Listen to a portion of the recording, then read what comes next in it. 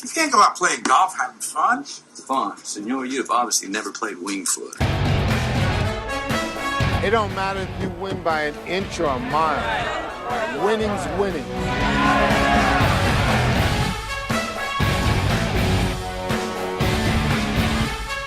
You've got to be kidding me, Vegas. On Monday night.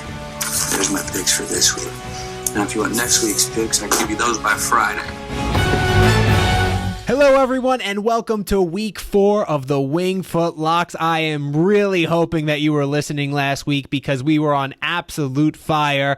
If you followed us on Instagram or Facebook, you hit the Wingfoot Lock of the Week. We told you the Ravens, 6.5, too many points. And, of course, that back door is always open when you're taking the underdog. They came through. So we are back again. We got the boys live this week. Chris Portente is with us in living color. And, of course, Greg Hoyle. Follow him on Twitter, folks. Hashtag according to Hoyle. Gentlemen, thank you so much for taking the time. Are you ready to roll for Week 4? Ready to roll? Yeah, buddy. I love it. All right, so, Chris, I'm going to start with you because this is one you've been stewing over a lot. The Tennessee Titans head to the Atlanta Falcons this week. Titans getting 4. They're coming off long rest, a Thursday night loss to the Jacksonville Jaguars. You like the Titans in this one. What's going on, Chris? Yeah, I do, Joe. I like the Titans. It opened up at 4.5, which I liked. I was really hoping, and I still am, try and get it up to 5. Trending down to 4 right now, but we got a few days left, so we'll see how it goes. I like the Titans this week for the same exact reason that I liked the Colts last week, which, by the way, covered in 1. Did you mention that on last week? Did you mention that on last week's program? Oh, yeah, I think it was one of my main games I broke down. I'm pretty sure. Yeah, I think so. I'm not sure. But anyway, like I said, for the same reasons I like the Colts last week, and the same reason I like the Titans this week. So the Falcons are 1-10 straight up, 0-11 against the spread, and this includes last week versus AFC teams. All right. And on the flip side of that, the Titans are 7-3 straight up, as well as against the spread in their past 10 games within the conference. All right. So, and 3 of those losses, 3 of the 5, 3 losses were by 5 or less points. So that's why I'm loving this if I can get it to 5, because I think this is going to be one of those weeks where we have a lot of wins but don't covers. And with all these numbers, trends on this game, plus with that gut feeling I have, and like I was just telling you guys before, a lot of that goes into this is research. A lot that goes into this is numbers and trends, but been doing this a long time, and your gut plays a big part in what we do here. And my gut this week is telling me there's going to be a few games, maybe more than a few, of those wins and don't covers, and that's why I really like the Titans this week against the Falcons. I think you got to be getting a great number on the Titans right now, coming off a Thursday night game where it's the only game that people are watching, and they saw how bad they looked against the Jaguars. I don't think people realize how good that Jaguars defense is, so I think you're getting a good value pick here with the Tennessee Titans, and you're right. Atlanta, it has that showy offense. I think this number is going to go up, so you might get it closer to 5 as we head to Sunday. We saw the lines move this week in week 3 like crazy. So you want to follow these numbers early and try and predict where they're going to go, because either you need to know if you should buy now or wait till Sunday, depending on what side of the game you want to be on. So right now we've got it at +4 pretty much across the board. Greg, what do you think about this one? Yeah, I don't disagree. I'm just not going to lay or I'm not going to take points or bet on any games where teams are on back-to-back bye weeks, certainly not 3rd weeks in a row. But, yeah, I mean, the fact that, what's his name, Neal from Atlanta is out in the secondary, I think that's an advantage. That's recent. They're going to be scrambling. But, so don't disagree. I'm just not on it myself. I think one other note, too, that's different when you're talking about back-to-back bye weeks, back-to-back road weeks, I should say, is the caveat that they did come off a Thursday night game, so they do have a little bit extra rest, a little different scenario than a team that's just coming off straight back-to-back road games, which we will talk about next, as the Oakland Raiders head to Indianapolis to take on the Colts. Raiders getting 7 in this one. Now, we all have a play on this game, and I'll start because you can all rebut. So right now, I'm going to say I'm leaning toward Oakland, but I'm going to wait on this one. Yes, they're going on their back-to-back road game after losing last week in Minnesota. They traveled, as my understanding, to the West Coast, and they're coming back to Indy. So that's going to take a toll on the team. However, there are some key injuries to watch here for the Indianapolis Colts. Malik Hooker is out for sure. Darius Leonard, their star linebacker, still dealing with concussion protocol. And of course, T.Y. Hilton. How that guy is so dominant is amazing to me, and what he means to that team is huge. He is dealing with some injuries right now, and he could be out this week. So if Leonard and Hilton are out, I say take the points with the Raiders, despite the travel that they're going with. However, I'm going to wait on this one. I'm leaning to Oakland right now. Chris, what do you think about this one? You disagree with me. I disagree with you a little bit, not on the injuries. Those injuries have a big part in what we do on this game. I think that T.Y. Hilton has a bigger part than the other two guys. I think if T.Y. Hilton first of all, if T.Y. Hilton plays, I can't be guaranteed he's 100%, but I'll take him at 70 or 80. If T.Y. Hilton does not play in this game, I'm going to lay off this game. But having said that, if T.Y. Hilton does play, if I can get him at even 70%, I like the Colts. Before I even get into this game, though, again, this is one of those 7 might be a little high. You're going to have to really watch for the backdoor cover. Maybe this is one of those games you want to buy a couple points and get it down if you can, or see if you can monitor those lines and see if it trends the right way. But I really like the Colts. The Raiders, they're 2-14 straight up and 3-12-1 against the spread in their last 16 road games. Those numbers are atrocious, okay? You can't deny those numbers. I don't care what your gut's telling you. Those are some atrocious numbers.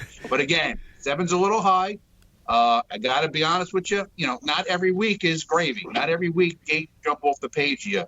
And this is going to be one of those tough weeks, I think. So that 7 might be high. You got to watch the backdoor cover. And if T.Y. Hilton doesn't play, I'm going to stay off this game. If he plays, then I'm going to get on it, maybe buy it down, watch that line, and try and get an optimal number. But I like the Colts. All right, so Chris is leaning Colts. I'm leaning Raiders. Go ahead, Greg. Settle the debate. You like a play in this one. Yeah, give me the over. So we've got it on all ends here. Basically, the Malik Hooker, we don't know if Leonard is going to play, right? So those defensive injuries, I think, favor Oakland. Again, I wouldn't go with Oakland because we're on back-to-back road games. So I think that's going to help Indy. I'm not as concerned with T.Y. Hilton. I don't discredit what he's doing, but I'd like to see Paris Campbell out there and see what he's got. They've also got, they're no-name backups, but they're pretty efficient backups and dual tight ends there. Mac's been running the ball well, and the offensive line's still healthy. So I do like the scoring, and I think I'm at 45 right now, if that's correct. It's up from 44.5. So give me the over 45. I like that. I'll double check that number right now. You said you had it at 45 last check? Yep. Yeah, I got a little at 44.5, but I imagine I'm going to have to be on it at 45. But I'm glad you said that. You said you got a little at 44.5, so you're already in. Yeah. All right. Already in, and I get these aren't super popular, but I got a 10-point teaser. I got it under 35 to start, so I like that. I want to talk about already being in, and I hope you don't mind here, but we're going to share a painful story for you this week. So last week when we did the podcast, we told you we liked the Baltimore Ravens plus 6.5 and the New England Patriots New York Jets under 44. So Greg, what numbers did you get last week on those two games? So when we gave it out, it was at 44. I got it at 43. Went from a push to a loss. But when I actually started looking at it, it actually opened at 45.5. So really started as a win, went to a push for most. Morning of, went to a loss. And then Baltimore, did you That was lay the out other that one. situation? Yeah, so we gave that out at 6.5, and don't ever visit family when you're trying to handicap games because you get distracted. So I didn't put my picks in. I told you, Joe, to yell at me. So I'm already loading up here on Tuesday and Wednesday on the numbers that I like.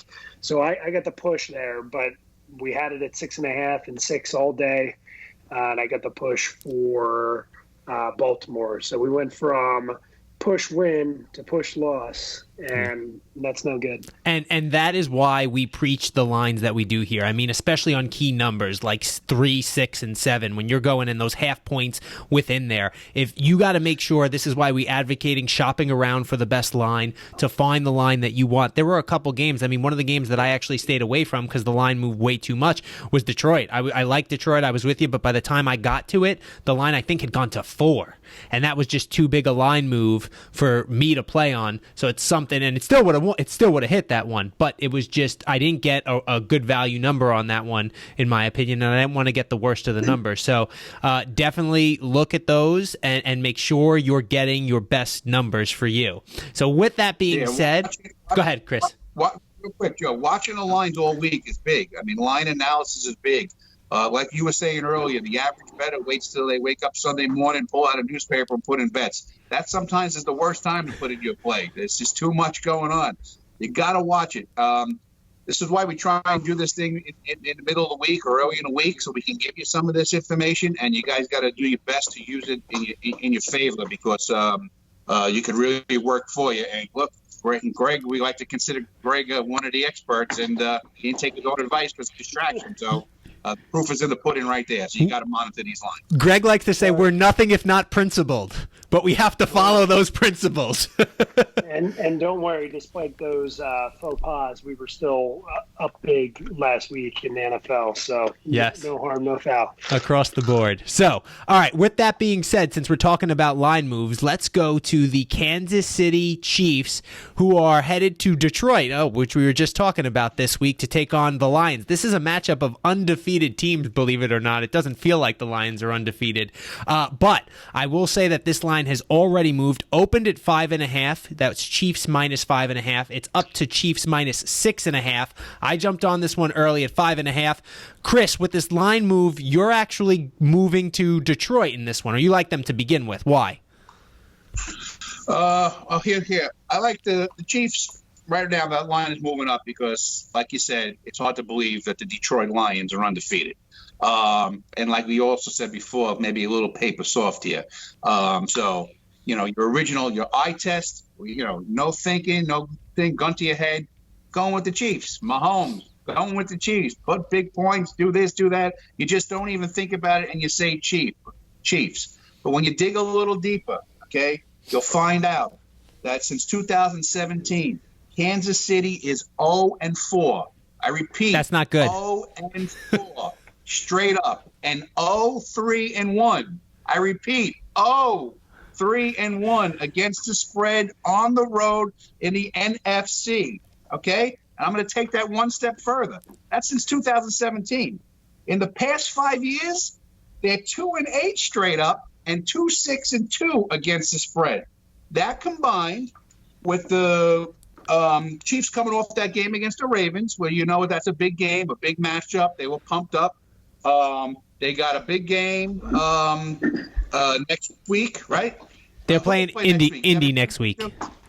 Oh, they're playing Indy next week, so they're not really looking ahead to next week. But with all that saying, I like Detroit, okay? And let me tell you something. Detroit, against AFC teams in their last 4 games, they've won 3 of them outright. So Detroit's gritty. They're at home. I think there's a little bit of a letdown game for the Chiefs. The numbers do not support them at all, even in this Patrick Mahomes era. And I think this is one of those games where are the Chiefs going to win this game? Probably. But if you can get this game to 7 or, hey, maybe even 7.5, the way this line is moving, jump on it, because I think this is one of those games where Detroit might be able to hang around, but at very least you might get one of those garbage touchdowns at the end to cover. So I'm going to go with my gut here, go with the numbers, and I'm going to take the points. All right. So one of the things that I like to say is if there's a big enough middle, I want to jump in it. And if we go to 7.5 on this, I agree with you totally. Since I got it early at 5.5, and that was off the board pretty quick. If it goes to 7.5, you got a 2-point middle in there where you can scoop and maybe win both sides of the bet. And it doesn't happen too often, and especially with key numbers like 6 and 7. So if this goes to 7.5, I might have no choice. And I'll make an argument for the other side of this too. The obviously one big injury that they're dealing with is Eric Fisher on the offensive line. We know that that Kansas City's defense is a sieve right now. They give up points like crazy, and there's a chance that you get a great backdoor cover here. If their offense is just slowed down a little bit with Eric Fisher out, and we know Tyreek Hill and what he's dealing with, so they're already down that. I mean, obviously Mahomes doesn't look like he's missed a beat so far, but if Detroit, and obviously they're at home in Detroit, so those little things that add up, you might get Detroit to get a back-end cover on here where you're sitting on a number like 14 thinking you're resting easy with the Chiefs, and Stafford throws a touchdown late. And the other thing about Detroit is they don't give up. You mentioned the grit. I mean, in all of these games, they have been competitive to the end, and so they know if it is a close game late that they are going to be competing in this one. Greg, what's your thoughts on this game? I'm chomping at the bit over here to weigh in. So one of the key topics is potential letdown game, right? Who could be in a bigger letdown situation than Detroit escaping against the Chargers where they shouldn't have won, against Philadelphia where they shouldn't have won? So they're definitely walking into a situation where they're kind of a bandit, having stole those 2 games. They gave up the game against the Cardinals, which is interesting. And I gotta throw a challenge flag on that stat there on the Chiefs against the NFC, because I do recall 2017 Super Bowl year for the Eagles that the Chiefs beat them in week 2, I want to say. So I don't know about those O for NFC numbers. It was on the road, though. It was on the road. I don't know who was home for that game, he was saying. Me neither. But Yeah, my numbers are on the road. My numbers are on the road numbers. Yeah, and I don't care about PM. 0-4 straight up and 0-3-1 against the spread on the road versus the NFC. Yeah, and then the 5-year data is PM pre-Mahomes. Yes. Right? So I don't care about those Alex Smith years. So I like it. You look at Detroit's run defense as well. And, teams are somewhat staying away from running against them because it's just not successful. Yeah. With Snacks in there in the middle, they've been good ever since they scooped him up from the Giants. So what does that mean? He's going to pass the ball, right? So we're going to spread it around. So I don't like the Chiefs' defense, but I think we might be looking at a blowout here. So I'm going Chiefs, very square move, right? There's going to be a lot of public money on there, despite the Lions' record. So I think the Lions' record might be the only thing that doesn't push this thing over 7. So I'm going Chiefs, and if if you're scared about the points, the back end cover, tease it down, play with a couple other things. So you're jumping on this then now, I have to assume, at 6.5. Yes. All right. Yes, I will. Here. In real time, I'm getting it before 7. Fair enough. And I'm gonna put a sprinkle. Selection in. A sprinkle, as we say. I'm not loading up like we did on the Steelers, but I'm not going conservative either. Well, yes, we talked about the sprinkle. What are you trying to show us there? The entity? You have to send in a bet right now? He's showing us the entity as he sends the page as we speak. I love it. All right, we're in. The ticket's punched. When we talk about the sprinkle, we're good. Chris, we introduced the sprinkle, as you know, last week with the with 2 games particularly. We're talking about sprinkling on the money line. We mentioned the Pittsburgh Steelers, and Greg, I believe you said you were going to send out a tweet to the Pittsburgh Steelers that I said they were the same team as the New York Giants, and I believe I said that Daniel Jones and the Giants were going to win outright against the Tampa Bay Buccaneers. Now, the Bucs did everything they could have ever asked for to help in winning that game. But what do you think about the Giants compared to the Pittsburgh Steelers right now? They have one more win than they have. Even teams. And the smart money didn't sprinkle anything. It took the 7 points and loaded up, like I said to do. So enjoy your win, even though it shouldn't have been a win. But a win is a win is a win is a win is a win. You know what, Chris? He didn't follow last season when we posted the Vin Diesel quote. It doesn't matter whether you win by an inch or a mile. Winning's winning, baby. Winning is winning. But anyway, so I'm going to go back. And horseshoes. Yes. I'm going back to the well this week with the New York Giants laying 3 as they return home to face the Washington Redskins. No Saquon Barkley in this one, which is going to be obviously a big loss for the Giants. But man, Daniel Jones looked composed throughout, and the game never seemed too big for him when they were playing against Tampa Bay last week. And I think Washington right now is about just as big a mess as you can be in the NFL. Their coach is on the hot seat. They're coming off a Monday night loss where they had 5 turnovers to the Chicago Bears, and they have to go on the road now to take on a division rival that, honestly, the momentum on that team is just looking up. They're getting healthier, and they've got some excitement. Giants defense is a sieve, don't get me wrong. I just don't think the Redskins will be able to take advantage of it. I say lay the 3 and take the G-men. Gentlemen, the floor is yours to slay me on that one. I don't know if I can. I don't know if I can definitely disagree with you. I got to kind of agree with you. As much as I'm a anti-Giant guy, I can't disagree with you too much. The kid looked good. He looked great. Again, Tampa did everything in their power to lose that game. You got to make the 34-yard field goal to win that game. I mean, that guy, I don't know where he is now. He should be packing bags at the grocery store. I'd be surprised if that guy's still on the roster. But they've gone through like 5 kickers already over there, right? Yeah, kickers are being very undervalued right now, especially with those extra points being moved back. They've made a difference in a couple games this season, especially when it comes to the lines.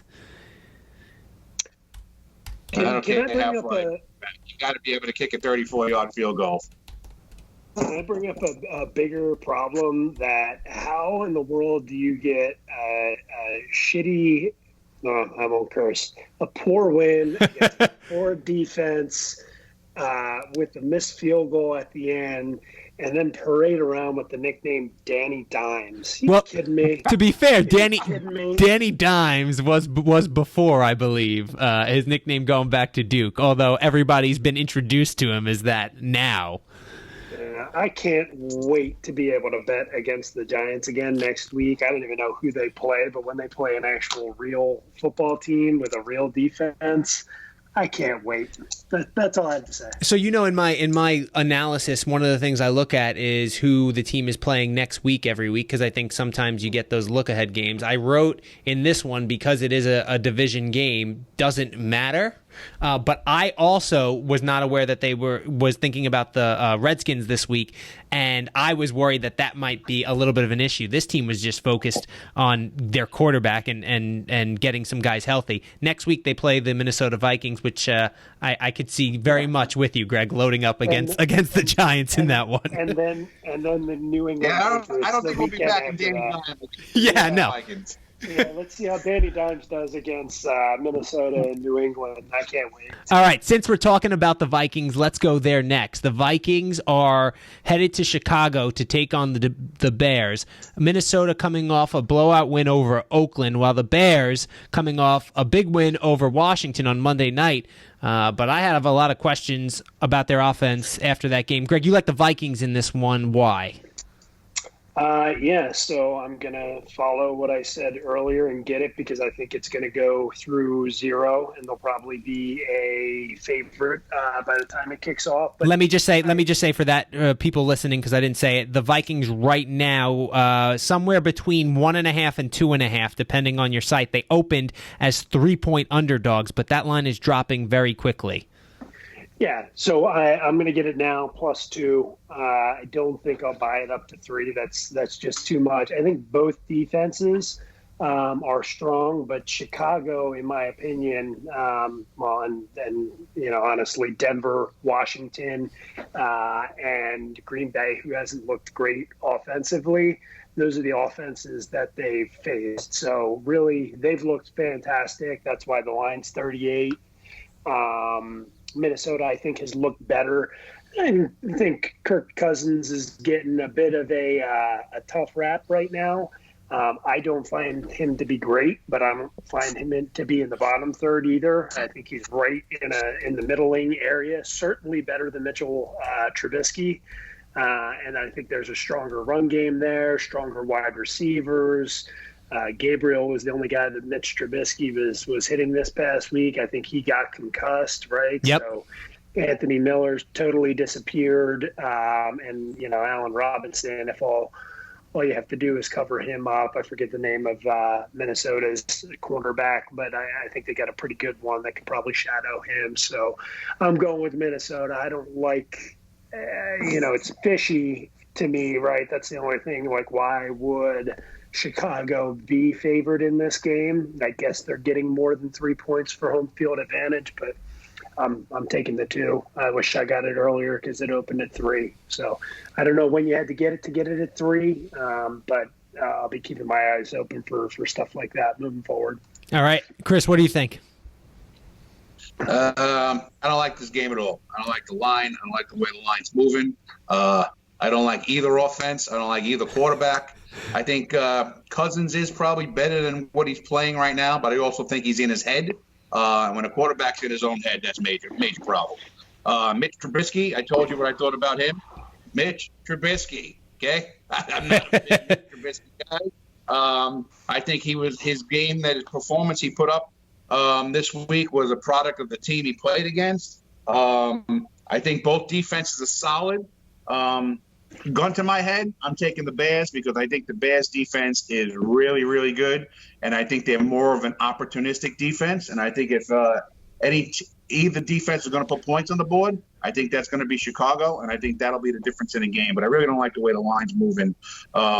But I got to put my stamp on it. I'm taking the Bears and riding their defense, but I don't love anything about this game. So obviously the division rivalry plays a big role into this. These teams know each other because they play each other twice a year. I think the whole Kirk Cousins thing has been kind of oversold because of how much they're running the ball. I believe right now Dalvin Cook is the leading rusher in the NFL because they have been absolutely pounding the rock with him. I think that the Bears are more suited for the pass rush, and I actually think that they're going to pound the rock even more with Cook in this one, especially because they have some injuries to their, I believe it's third and fourth wide receivers, Diggs and Stephon Diggs and Adam Thielen, though still healthy for the Vikings going into this one. The other thing that I look at is in that game, they put up 31 points, the Chicago Bears. And Greg, I think that's part of the reason. You mentioned the teams that they beat, being the Washington Redskins and the Denver Broncos, two of the worst teams in the league right now. And they needed a miracle. Yeah. They needed a miracle to beat the Broncos. So when you see record, I think they're a little bit of an imposter on that one. And I also think that Minnesota is going to catch them at a good time coming off a Monday Night Football game where guys were getting beat up at the end. You mentioned the concussion to Taylor Gabriel. I believe Akeem Hicks got hurt for them as well on their defensive line in that game against the Redskins. So I think they're a little bit beat up on short rest in a game that I think is going to be another beat-em-up type of game. I think I'll take the points in this one because I wouldn't be surprised if Minnesota wins it outright. So a little bit of disagreement there, but that's okay that you want to get the views. One other thing that I think is pretty interesting is the Vikings yards per play right now. They are at 6.4. The Chicago Bears only averaging 4.6 yards per play on offense. Their defense has been doing a lot of the work in those wins for them. So should be interesting to see against the good Vikings defense. With that, we'll go to the LA Rams as they are playing host to the Tampa Bay Buccaneers. Chris, you mentioned you're a little scared of backdoor covers this week, but you lean to the Rams in this one. Yeah. When I was starting to look early in the week, first game that jumped off me a little bit was the Rams, laying a 9.5. And they, like I was telling you guys, they passed an early eye test for me. But I did a little digging around, and since 2017, the Bucs, some atrocious numbers: 3-14 straight up on the road, 6-10-1 against the spread. But those 6 games that they covered, all 6 games were on the West Coast. Not sure what that means, but now they come to the West Coast and they play well. So I'm not going to go into too much on this. I like the Rams. Should the Rams be able to cover this 10 points at home against the Bucs? I think so, but it just might be a tad high for me. And again, just have that gut feeling this week they're going to get a lot of garbage stuff in the end. And if anybody can get some garbage points at the end, it's the Buccaneers. I wouldn't be surprised if the Rams blew them out, but I wouldn't be surprised if something garbage at the end kills us. So. Again, gun to my head, I'm going with the Rams. They were that's what they looked at me.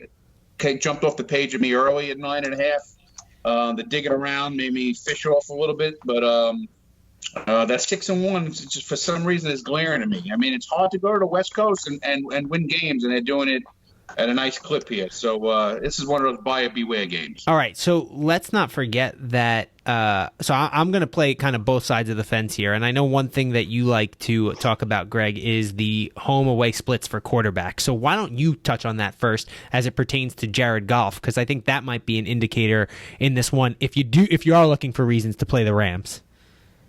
Yeah, so for the past couple of years, you would fade Roethlisberger and Breeze on the road, and I think the sample size has gotten to be 10-plus games for Goff's road games, and I think he's averaging no more than 1 touchdown on the road, and I think it's about 2.5, 3 at home. So from that side of things, I did take the Rams last week. That was more a bet against Cleveland, but that was also why I kind of like that game going under. So at home, we can bet on Goff. I'm not on him 100% this week, but that would be the side that I would take. But it's definitely looking to be one of those things. So when we look to stay away from teams that are on back-to-back road games, I also want to look for these quarterbacks in these types of situations where, I can look and potentially play them at home, but I'm not going to play them on the road at all. Yeah. So one more nugget too. The Rams also under McVay in the McVay era, they're averaging 36 points at home games. Wow. So that's they would really have to you have to ask yourself too. Also, if you're looking for the Bucs to cover, can they keep up with that kind of output? Yeah, and one thing on an injury front to watch on that is Chris Godwin. He has been seemingly Jameis Winston's favorite target so far this season, and he's dealing with some injuries as they head into this week too. So you want to make sure he's going to be playing if you are going to go with the Bucs, or maybe that pushes you over the edge to the Rams. One of the buyer beware things to think about here as we're talking about backdoor covers is that the Rams are playing Seattle next week at Seattle. So that's a big division game. They're heading on the road. Maybe at the end of this one, they just decide to shut it down and get out healthy rather than maybe going for that extra touchdown or just trying to run out the clock, or maybe not even, or give up the easy touchdown to get out healthy if they're leading big in this one. So 9.5, again, a key number as we're looking at it here. Could go to 10, especially with the Rams being a public favorite. So if you're going to be on the Rams, be on them early, we suggest. And that, ladies and gentlemen, brings us to our Wingfoot lock of the week, with the Miami Dolphins hosting the LA Chargers. And I know what you're thinking out there. Phillip Rivers, you just heard that Melvin Gordon is coming back for the Chargers, although he's not playing this week. So the Chargers must be the pick of the week. But how could you lay 16? But wait. Chris, how do you describe the Miami Dolphins this season? I'm just going to say one thing here. The Miami Dolphins, I I'm gonna say more than one thing here. Hey, you mentioned going to the well before. Not only am I going to go back to the well, but my well is filled with well water, and I don't know if it's safe to drink. But I'm going to dip my toe in this unrefrigerated sushi one more time. One more. And I'm going to tell you why. 2-12 against the spread when the Chargers are favored by 13 points and more. Okay, that's A. B. We've documented it over the past 4 or 5 podcasts that we've done so far. West Coast teams going to the East Coast for that dreaded 1 p.m. game. Okay? Again, buyer beware. And going into the week, I wasn't necessarily going to put the hashtag Wingfoot lock on this. I was maybe going to put a hashtag Wingfoot wing and a prayer on it. But I'm dipping my toe in, Joe. I think if the Dolphins are going to cover these huge point spreads any week, I think it's going to be this week. I think the Chargers are going to overlook them. I think the Chargers, with everything going against them, the numbers, the travel, and it's the Dolphins. And I think the Dolphins are going to find a way to cover this number. And I think this is going to be one of those backdoors that helps us win. And I think I don't know. I got burned twice already, all right? The first time was I told you they're going to get 5 wins this week with the number 5 wins this season. The number was 4.5. I figured they can eke out 5. I told you why. About a week after that podcast, what do? They trade their whole entire team. I told you they were going to win week 1. Now, granted, no excuses here. Week 1's a tough week to pick. But with the Heat, I thought the Ravens would come in, not score big points. They put up 59 points. I'm like, great.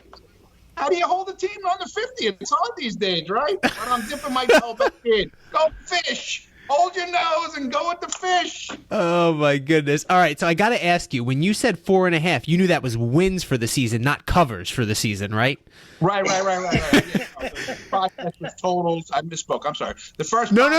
for the totals. You said it right. I just wanted to make sure. You spoke correctly.